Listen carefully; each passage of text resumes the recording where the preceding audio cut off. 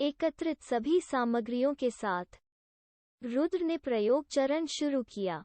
सबसे पहले रुद्र ने एक छोटा प्याला पानी लिया और उसमें लगभग 1 ग्राम वॉट्सबेन धातु डाल दी। धातु तुरंत हरे धुएं के साथ फट गई और पानी वाला कटोरा हवा में ऊंचा हो गया। 90% पानी वाष्पित हो गया। यह वास्तव में देखने लायक एक आशाजनक बात थी। रुद्र को फिर से स्कूल में एक बच्चे की तरह लगा। पुरुष आमतौर पर ऐसे ही थे। उन्हें चीजों को विस्फोट और नष्ट करने में एक अजीब खुशी मिली। रुद्र भी इसका अपवाद नहीं था। वो भी 7वें आसमान पर था और धातु को बूम करते देख रहा था। मापदंडों को समायोजित करते हुए उन्होंने पानी के आकार को कम करते हुए धातु की मात्रा में वृद्धि की। मिनट के बदलाव के साथ उन्होंने बहुत सारे परीक्षण किए। वो यह भी समझ गया कि पूरी प्रक्रिया कितनी खतरनाक है जब पानी से भरी बाल्टी फट गई और धातु के छर्रे बाहर की ओर फेंके गए। ऐसा ही एक टुकड़ा रुद्र से टकराकर गंभीर रूप से क्षतिग्रस्त हो गया। -2100 गंभीर हिट। रुद्र डर गया। नौकरी के विवरण ने कहा कि बम बनाना एक खतरनाक काम था। अपने प्रयोगों से अधिक सावधान रहना। लेकिन छर्रे ने उसे प्रेरणा दी।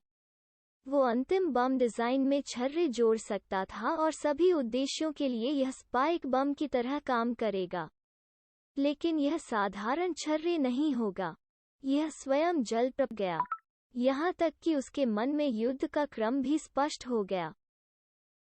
उसने विश्लेषण करना शुरू कर दिया कि वो अपने दुश्मनों को उनके विनाश में भेजने से पहले कैसे लुभाएगा। शकुनी युद्ध की रणनीतियों के पीछे एक मास्टरमाइंड होने के कारण अपने नाम पर खरा उतर रहा था।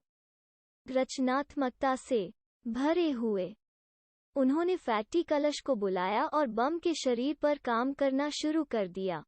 बम बनाया। नीचे वाला पानी ले जा रहा था। इसके ऊपर वाटरबेन वाले 2 डिब्बे थे। एक छोटे मोतियों के साथ प्रतिक्रिया शुरू करने के लिए पानी में गिरने का इरादा था और दूसरा नुकीले छर्रे थे। और अंत में सबसे ऊपरी घटक टॉर्किंग लार था। टॉर्किंग लार एक तरल था जो मैना के संपर्क में आने पर जल्दी से वाष्पित हो जाता था। ऊपर की परत के तरल के वाष्पित होने से बम में हवा का दबाव अचानक कम हो जाएगा। एक संकीर्ण कनेक्टिंग ट्यूब के माध्यम से पानी को दूसरी ओर ऊपर की ओर धकेलने और प्रतिक्रिया शुरू करने के कारण जब उसने पहला बम विस्फोट किया तो उसे एक दिलचस्प सिस्टम सूचना मिली। पहला रासायनिक बम बनाने के लिए साहसी को बधाई। प्रतिष्ठा जोड़ 1000 XP का 100,000 ऊपर का स्तर। ऊपर का स्तर। ऊपर का स्तर। कृपया अपने मूल नुस्खा के लिए नाम दर्ज करें। रुद्र ने चुना वाटर बॉम्ब। रुद्र बहुत खुश हुआ। हालांकि कक्षा में प्रगति के लिए कई तरीके नहीं थे, लेकिन परिणाम और अनुभव ने इसे इसके लायक बना दिया। पूरी प्रक्रिया में मुर्गे को खोलने और मैना को विस्फोट में जोड़ने में 11 सेकंड का समय लगा, जैसा कि रुद्र ने कई बार परखा था। रुद्र चाहते थे कि मैना वॉटरबेन धातु को भी बढ़ाए क्योंकि वो बहुत छोटा टुकड़ा था जो उसके पास 3 गुना विस्फोटक था। हालांकि वो ऐसा नहीं कर सका क्योंकि उसकी सहन शक्ति खतरनाक दर से कम हो गई थी। दुर्भाग्य से रुद्र को छोड़कर कोई भी व्यक्ति मन को अस्थिर बनाने वाली वस्तुओं में नहीं डाल सका। शायद यह उस विशेष वर्ग के कारण था जो रुद्र ऐसा कर सकता था। यहाँ तक जब किसी ने मैना को धातुओं में डाला तो उन्हें केवल अधिक स्थिरता और ताकत मिली, जो कि वो बिल्कुल नहीं चाहता था। कोई बेहतर विकल्प नहीं होने के कारण वो इसे अभी के लिए छोड़ सकता था। युद्ध के साथ केवल 20 घंटे दूर उसे इसे पूरा करने की आवश्यकता थी। अगले 12 घंटों में 4 वाटरबम सफलतापूर्वक बनाए गए। युद्ध शुरू होने में केवल 8 घंटे।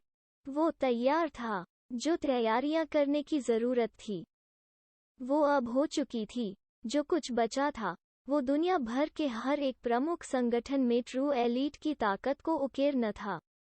रुद्र ने अंततः अपने कार्यों से मुक्त होकर गिल्ड की वर्तमान स्थिति पर एक नज़र डाली। जैसा कि अपेक्षित था, ऑरेंज रॉक गिल्ड द्वारा कबीले के कई सदस्यों से संपर्क किया गया था, जिन्हें सूचना के बदले में बहुत सारे पुरस्कार दिए जा रहे थे।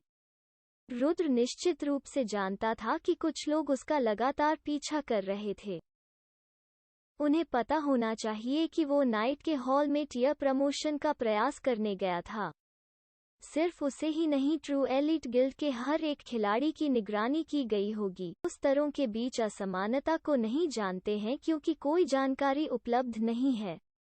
हालांकि यह स्तरीय पदोन्नति उनकी निगरानी में थी। रुद्र विश्वास करने के लिए मूर्ख होगा यदि दुश्मन ने अपनी आस्तीन ऊपर नहीं की। हालांकि वो इससे बहुत चिंतित नहीं था। उनकी योजना पूरी तरह से विनाश की थी। अगर विपक्ष के कुछ कार्ड उन्हें आश्चर्यचकित कर सकते हैं तो ठीक है, उन्हें जीतने में अधिक समय लग सकता है। शायद उन्हें अकेला छोड़ दिया जाएगा। हालांकि वो विजयी होकर बाहर आएंगे। गिल्ड में मनोबल तनावपूर्ण था। तनाव ने गिल्ड को एक साथ बांध दिया था। हालांकि नई मिली टियर पदोन्नत ताकत के साथ भी कई लोगों ने महसूस किया कि जीत की संभावना कम थी। आज के युद्ध के प्रति विशेषज्ञ विश्लेषण यह था कि एक भी विशेषज्ञ ने उन्हें ब्लू मून में जीतने का मौका नहीं दिया। यह कहते हुए ऑनलाइन कोई दांव नहीं था कि ट्रू एलीट जीत गए। वे सभी के बारे में थे कि वे कितने समय तक टिके रहेंगे। रुद्र को इस बात का बिल्कुल भी ध्यान नहीं था। उन्हें यह अवसर मजाकिया लगा और जैसे ही सभी लोग गिल्ड हॉल में एकत्रित हुए, उन्होंने अपना भाषण शुरू किया। एक मजेदार टिप्पणी, मैंने इस सट्टेबाजी साइट को देखा है। इसमें ट्रू एलीट्स की जीत के लिए 20 भुगतान है। मैंने अपने सभी व्यक्तिगत खर्चों को इस एक लोगों पर दांव पर लगा दिया है और मैं आप सभी से भी विनती करता हूँ। आखिर क्यों मना करते हैं मुफ्त के पैसे?